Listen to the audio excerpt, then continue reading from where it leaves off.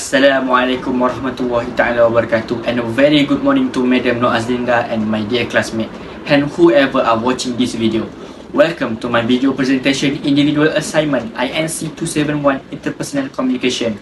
My name is Muhammad Fadhuli Hijan bin Pordin, and today I'm going to give a talk and explanation about the topic that I choose, which is culture barrier. And in the second part of the video, I will share my past event where my own self encountered the culture barrier. Culture barrier is the topic that I learned from chapter 2 of INC 271, which is culture and interpersonal communication. So, what is culture barrier? A cultural barrier is an issue arising from a misunderstanding of meaning caused by cultural difference between sender and receiver. Every culture has its own set of accepted behavior, thoughts, rules, standards, and beliefs that are accepted. These factors make up part of culture's identity.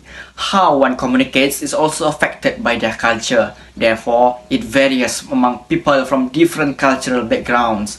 Therefore, when people from different cultures interact, there is bound to be miscommunication because of cultural barrier.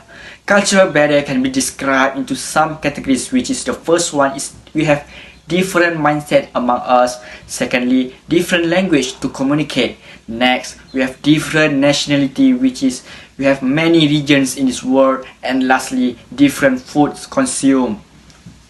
We move on to the second part of the video, which is I will tell a story about myself and a past event that could have been handled differently if I had learned about interpersonal communication.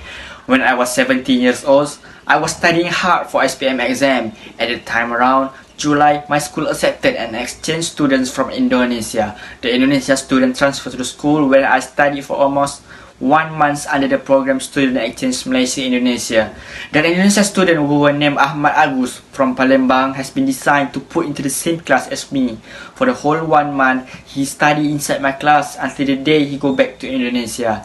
As he was from Indonesia, he has very different culture from Malaysia, different language, different lifestyle, different food that he eat every day in Indonesia. So, in a simple way, he already feels culture shock when he arrives here. What makes me feel useless and regret I cannot communicate with him too well just because we have different language. Things could be different if I had learned interpersonal communication.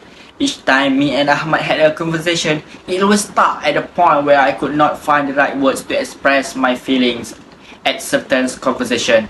In INC 271, Chapter 2, Culture and Interpersonal Communication, I had learned the steps to have an effective intercultural communication with someone, which are the first one is I need to educate myself with cultural barrier. Secondly, confront stereotypes. Thirdly, reduce ethnocentrism.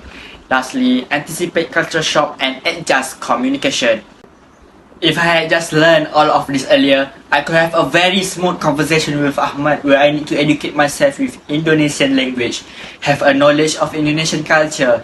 At this point, I learned how important are the cultural awareness where helps me break down the cultural barrier, build cultural bridge, and learn how to love and appreciate those different from us. We have reached the end of our video. Thank you so much for watching my video up until the very end. Until we meet again soon, thank you so much. Bye bye.